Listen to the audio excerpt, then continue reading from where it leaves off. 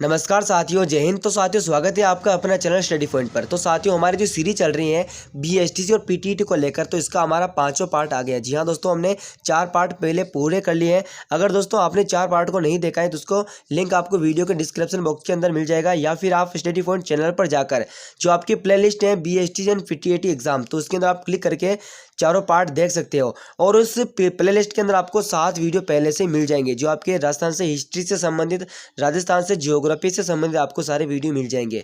अब दोस्तों, आज का जो हमारा टॉपिक है वो है प्रमुख शासक को लेकर। जी हाँ दोस्तों, यहाँ से आपके 3 या 4 सवाल पूछे जाते हैं प्रमुख शासक से संबंधित। आपके मेवाड़ शासक हो गया, मारवाड़ शासक हो गया, ढूंढाड़ शासक हो गया, या बीकानेर के अंदर ये जो आपके राठौड़ वंश हो गए, उधर आपके शेखावाटी के अंदर शासक हो गए। तो प्रमुख शासकों के बारे में बहुत सारे सवाल पूछे जाते हैं, जो कि आपके परीक्षा में संबंधित प्रश्न है। बिल्कुल हम आसान तरीके से हम इसको पीडीएफ के अंदर हम पढ़ेंगे। तो सबसे पहले आज के सुविचार के बारे में बात कर लेते हैं।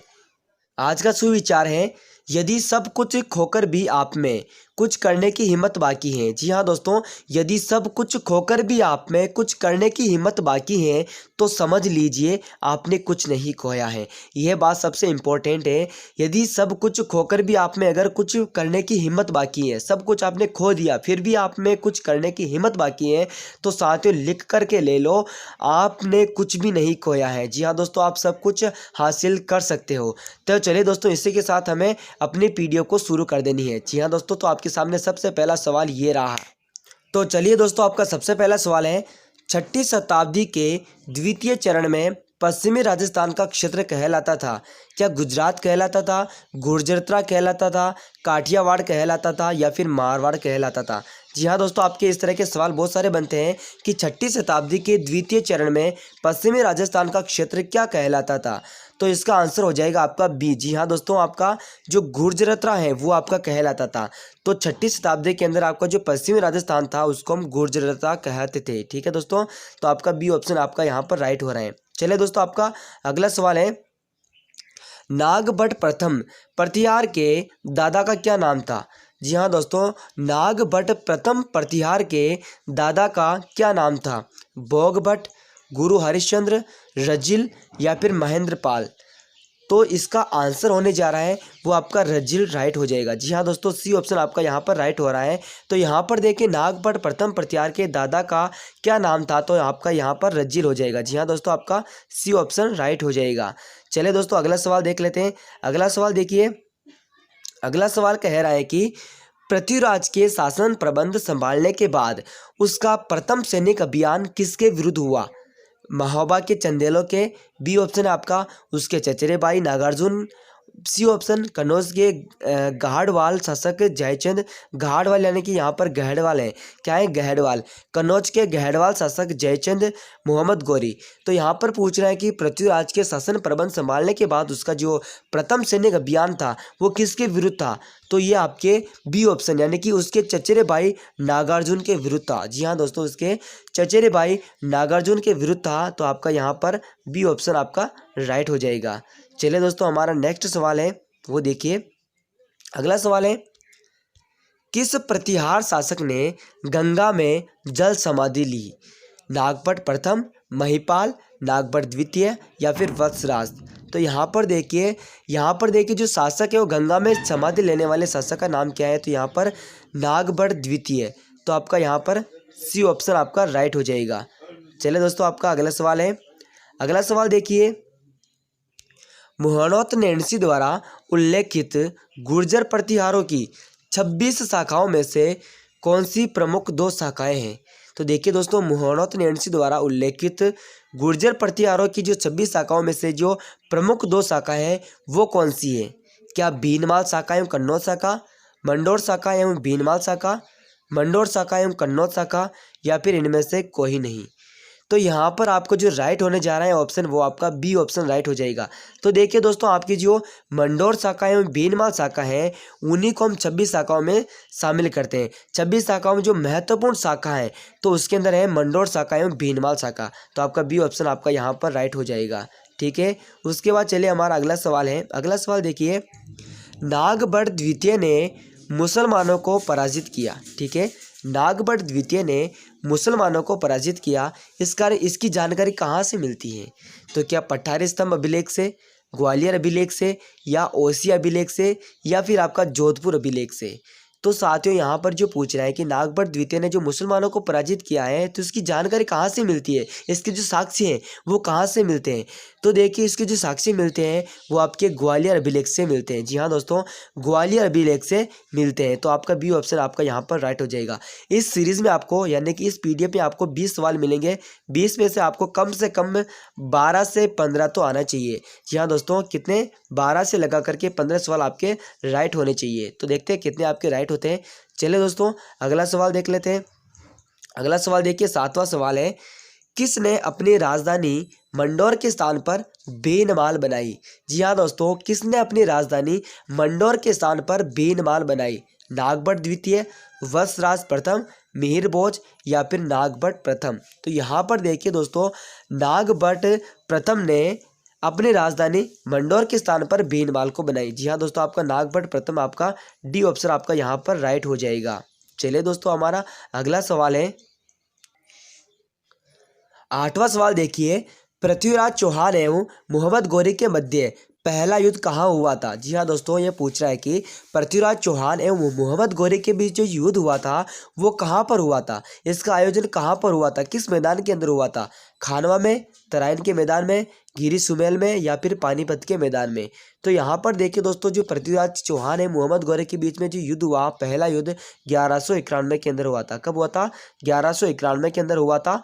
ठीक है, तो ये कहाँ पर हुआ था, तो ये आपका तराइन के मैदान में हुआ था। तो आपका यहाँ पर बी ऑप्शन राइट हो जाएगा। चलिए दोस्तों आपका अगला सवाल है। अगला सवाल देखिए, 9वां वाला सवाल देखिए, इसको मैं थोड़ा सा जूम कर देता हूँ। यहाँ पर देखिए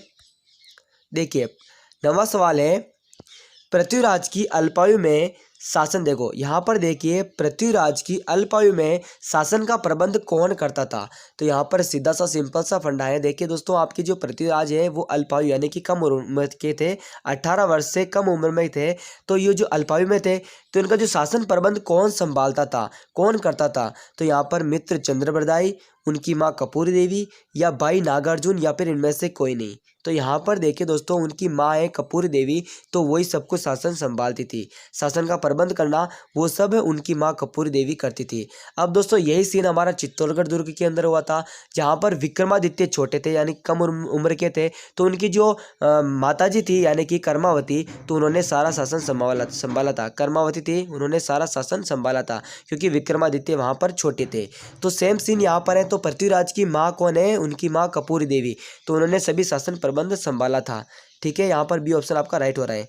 चलिए आपका 10वां सवाल है, पृथ्वीराज चौहान का समकालीन गढ़वाल शासक कौन था। जो पृथ्वीराज चौहान का जो समकालीन गढ़वाल शासक था वो कौन था। क्या हरिहर राय था, भोजराज था, जयचंद था, या फिर मूलराज प्रथम था। तो यहाँ पर देखिए दोस्तों, आपका जयचंद सूरी थे, सी ऑप्शन, यानी कि जयचंद आपके पृथ्वीराज चौहान का समकालीन गढ़वाल शासक था। तो आपका सी ऑप्शन यहाँ पर राइट हो जाएगा। ये किस्सा तो आपने सुना ही होगा। ठीक है, उसके बाद आपका 11वां सवाल है, राष्ट्रकूट शासक, मैं थोड़ा सा इसका जूम आउट कर देता हूँ। ठीक है, यहाँ पर देखिए, राष्ट्रकूट शासक ध्रुव ने किस गुर्जर प्रतिहार शासक के दक्षिण विजय अभियानों पर रोक लगाई। जी हाँ दोस्तों, राष्ट्रकूट शासक ध्रुव ने किस गुर्जर प्रतिहार शासक के दक्षिण विजय अभियान पर रोक लगाई थी। नागभट्ट द्वितीय, महेंद्रपाल प्रथम, मिहिर भोज, या फिर महिपाल। तो यहाँ पर देखिए दोस्तों, महेंद्रपाल प्रथम। ठीक है दोस्तों, बी ऑप्शन, महेंद्रपाल प्रथम के जो दक्षिणी विजय अभियान थे उन पर रोक लगाने वाले शासक ध्रुव थे। तो यहाँ आपका सीधा सा आंसर हो जाएगा महेंद्रपाल प्रथम, जो कि आपके दक्षिण विजय अभियानों पर रोक लगाई थी ध्रुव ने। ठीक है, तो आपका बी ऑप्शन आपका यहाँ पर राइट हो रहा है। ठीक है, अगला सवाल देख लेते हैं। अगला सवाल है, बिल्कुल देखिए दोस्तों, ये आपके सवाल इतने कठिन भी नहीं है, ये इजी सवाल है, लेकिन आपको आने चाहिए। ठीक है दोस्तों, ठीक है, ये आपके लेवल वाले सवाल हैं, ऐसे नहीं कि लेवल के नहीं है। देखिए, प्रतिहार शासकों के काल में प्रयुक्त मंदिर स्थापत्य की शैली का नाम क्या है। द्रविड़ शैली, गांधार शैली, पारसी शैली, या फिर गुर्जर प्रतिहार शैली। तो यहाँ पर देखिए दोस्तों, प्रतिहार पूछ रहा है, तो प्रतिहार के अंदर कौन सा ऑप्शन सही होना चाहिए आप देख सकते हो कि दोस्तों यहाँ पर देखिए, प्रतिहार शासकों के काल में जो प्रयुक्त मंदिर स्थापत्य की शैली थी उनको हम गुर्जर प्रतिहार शैली ही कहते थे। जी हाँ दोस्तों, आपका डी ऑप्शन आपका यहाँ पर राइट हो रहा है, गुर्जर प्रतिहार शैली हम कहते थे। ठीक है, उसके बाद चलिए दोस्तों, हमारा अगला सवाल है। अगला सवाल देखिए, अगला सवाल आपका रहा 13वां सवाल, ये रहे 13वां सवाल। सम्राट पृथ्वीराज चौहान तृतीय के पिता कौन थे? अजय पाल थे, सोमेश्वर थे, अजय राज थे या फिर अर्णोराज थे? तो यहाँ पर देखिए दोस्तों, पृथ्वीराज चौहान के जो पृथ्वीराज चौहान तृतीय के पिता कौन थे? तो तृतीय के पिता कौन थे? सोमेश्वर थे। यानी कि आपका बी ऑप्शन आपका यहाँ पर राइट हो रहा है। ठीक है, बिल्कुल सिंपल से सवाल है दोस्तों, आपको आनी चाहिए। उसके बाद देखिए दोस्तों, यहाँ पर सवाल नंबर 14 है, चौहान वंश का प्रथम शासक कौन था? ये बिल्कुल अच्छा सवाल है। तो चौहान वंश का जो प्रथम शासक कौन था? तो प्रथम शासक कौन था बताइए? दुर्लभ राज, विग्रह राज, वासुदेव या फिर अजय राज? तो यहाँ पर देखिए दोस्तों, चौहान वंश का जो प्रथम शासक था वो आपका वासुदेव था। जी हाँ दोस्तों, आपका वासुदेव, बी ऑप्शन आपका बिल्कुल राइट हो जाएगा। नई एनर्जी के साथ जुड़ जाइए। वासुदेव, चौहान वंश का प्रथम शासक कौन था? वासुदेव। ठीक है दोस्तों, आवाज़ थोड़ी सी आपको अलग लग रही होगी क्योंकि दोस्तों यहाँ पर जुकाम लग रहा है। ठीक है दोस्तों, फिर भी देखो वीडियो बन रहा है। यहाँ पर देखिए 15वां सवाल है, राजपूतों की उत्पत्ति से संबंधित अग्निकुंड के सिद्धांत से किस वंश का उदय नहीं हुआ है? जी हाँ दोस्तों, इस तरह के सवाल को आपको ध्यान देना है, सवाल को पूरी अच्छी तरह से पढ़ना है। यहाँ पर नहीं हुआ, बाकी तीनों का हुआ है, एक का नहीं हुआ है, तो वो कौन सा है? ठीक है, अगर आपने सवाल अधूरा पढ़ा होगा, देखो राजपूतों की उत्पत्ति से संबंधित अग्निकुंड के किस वंश का उदय हुआ है, तो आप फटाफट से सोलंकी फर्स्ट वाला सही लग रहा है तो आपका बी ऑप्शन राइट कर दिया, ये आपका गलत हो गया। इस प्रकार आपको नहीं करना है, आपको धैर्य से काम लेना है। यहाँ पर नहीं को पढ़ना है, किसका नहीं हुआ है? सोलंकी का हुआ है, परमार का हुआ है, चौहान का हुआ है, लेकिन आपके राठौर वंश का नहीं हुआ है। तो आपका यहाँ पर बी ऑप्शन राइट हो जाएगा। ठीक है, चलिए अगला सवाल है। देखिए दोस्तों, यहाँ पर गलत के भी आपको नंबर मिलेंगे। ठीक है, नहीं हुआ है करना है। ठीक है, उसके बाद देखिए, the early Chauhan dynasties, the early Chauhan dynasties Rajasthan के किस प्रमुख इतिहासकार की रचना है?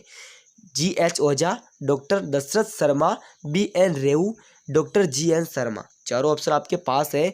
तो इस तरह के ऑप्शन में आपको देखिए दोस्तों, ये तो आपको याद होने चाहिए। तो देखिए दोस्तों, दी अर्ली चौहान डायनेस्टीज है, ये इससे रचयिता है। तो इतिहासकार कौन है इसके? तो डॉक्टर दशरथ शर्मा है। जी हाँ दोस्तों, आपका बी ऑप्शन आपका यहाँ पर राइट हो रहा है, doctor Dashrath Sharma, the early Chauhan dynasties के रचयिता डॉक्टर दशरथ शर्मा। चलिए 17वां सवाल है, निम्न में से पृथ्वीराज विजय के लेखक कौन है? पृथ्वीराज विजय, पृथ्वीराज रासो नहीं है, पृथ्वीराज विजय है, इसके लेखक कौन है? पृथ्वीराज विजय के लेखक हैं आपके कौन है? कौन है दोस्तों, कौन है बताइए। तो आपका देखिए दोस्तों, यहाँ पर जयानक भट्ट। जी हाँ दोस्तों, आपके ए ऑप्शन राइट हो जाएगा। पृथ्वीराज विजय के रचयिता कौन है? तो पृथ्वीराज विजय के रचयिता जयानक भट्ट है। और अगर आपके पृथ्वीराज रासो की बात की जाए, ठीक है, अगर आपके पृथ्वीराज रासो की बात की जाए, पृथ्वीराज रासो, तो पृथ्वीराज रासो की बात की जाए तो आपके चंद्रप्रदाय राइट हो जाएगा। ठीक है, अगर पृथ्वीराज विजय की बात की जाए तो जयानक भट्ट होगा, और अगर पृथ्वीराज रासो की बात की जाए तो आपका चंद्रप्रदाय राइट हो जाएगा। तो यहाँ पर जो ऑप्शन राइट हो रहा है वो आपका बी ऑप्शन राइट हो जाएगा। ठीक है, सॉरी, ए ऑप्शन आपका राइट हो जाएगा। चलिए दोस्तों, हमारा अगला सवाल है। अगला सवाल देखिए, चौहान राजवंश का संस्थापक शासक कौन था? चौहान राजवंश का संस्थापक शासक कौन था? अभी सवाल रिपीट हो गया है, आपको ध्यान लगाना है। अर्णोराज, पृथ्वीराज तृतीय, वासुदेव या फिर सोमेश्वर? सोमेश्वर तो आपके पृथ्वीराज तृतीय के पिताजी थे। ठीक है, पृथ्वीराज तृतीय ने किया नहीं, सोमेश्वर ने किया नहीं, अर्णोराज ने किया नहीं, तो कौन सा राइट हो जाएगा? वासुदेव, सी ऑप्शन आपका बिल्कुल राइट हो जाएगा। संस्थापक कौन है? फर्स्ट संस्थापक कौन है, यानी कि चौहान राजवंश का शासक संस्थापक कौन है? तो वासुदेव हो जाएगा। सी ऑप्शन आपका राइट हो रहा है। ठीक है, चलिए अगला सवाल है। ठीक है, 19वां सवाल देखिए, निम्न में से पोंग बांध राजस्थान में किस नदी पर बनाया गया है? तो किस नदी पर बनाया गया है? तो आपके व्यास नदी पर। अब दोस्तों, व्यास नदी आपके राजस्थान से नहीं गुजर रही है, लेकिन पोंग बांध के बारे में पूछा है तो ठीक है, तो आपका व्यास हो जाएगा, व्यास नदी के ऊपर। तो आपका यहाँ पर डी ऑप्शन बिल्कुल राइट हो जाएगा। वैसे अगर राजस्थान, अगर देखो मिस प्रिंटिंग भी हो गई होगी, तो आपको अगर पोंग बांध ही पूछा गया है तो पोंग बांध आपके व्यास नदी के ऊपर बना हुआ है। डी ऑप्शन आपका यहाँ पर राइट हो रहा है। चलिए दोस्तों, बिना टाइम गंवाए लास्ट का सवाल हम देख लेते हैं, 20वां सवाल। ठीक है, आप कितने सही आए कितने गलत आए आप कमेंट बॉक्स में ज़रूर बताना। ऐसे नहीं कि आप कुछ नहीं लिखोगे, कमेंट बॉक्स में आपको कुछ ना कुछ तो लिख के जाना ही है। कुछ भी लिखो, ठीक है, आपके मन के अंदर जो भी भावना है वो आप व्यक्त कर सकते हो। ठीक है, अगला सवाल है, निम्न में से राजस्थान की कुल स्थलीय सीमा कितनी है। ये पूछ रहा है राजस्थान की कुल स्थलीय सीमा कितनी है। अगर कुल क्षेत्रफल की बात करें तो आपका कुल क्षेत्रफल कितना है, 3,42,239 वर्ग किलोमीटर है। अगर ये पूछे राजस्थान की कुल स्थलीय सीमा कितनी है, तो राजस्थान के अंदर टोटली स्थलीय सीमा है, समुद्री सीमा कुछ भी नहीं है। ये आपका अगर राजस्थान का मैप की बात करें, आपका ये देखो, ये अगर आपका राजस्थान का मैप है तो ये पूछा, जो मैं आपको ये लाइन खींच रही पूरी, ये जो चल रही है देखो, ये राजस्थान का मैप है, तो इसकी स्थलीय सीमा कितनी है। यानी कि आपकी देखो, मैं कलर चेंज करके आपको यहाँ पर बता देता हूँ। देखिए, ये जो स्थलीय सीमा ये पूरी पूछ रहा है, ठीक है, ये कितनी है।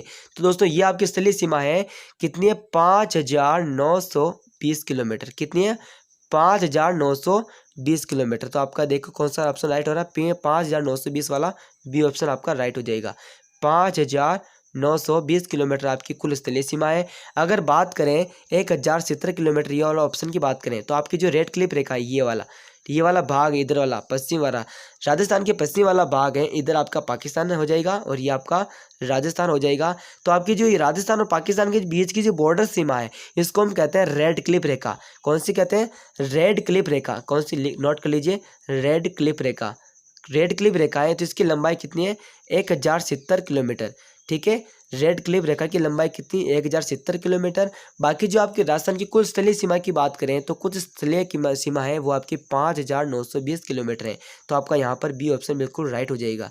अगर दोस्तों आपको वीडियो अच्छा लगा है तो वीडियो क्या करना है, लाइक करना है, शेयर करना है और क्या करना है, चैनल को सब्सक्राइब करना है। हमारा चैनल का नाम है स्टडी पॉइंट। जी हाँ दोस्तों, हमारे चैनल का नाम क्या है, स्टडी पॉइंट। ठीक है दोस्तों, थैंक्स फॉर वॉचिंग। जय हिंद, जय भारत।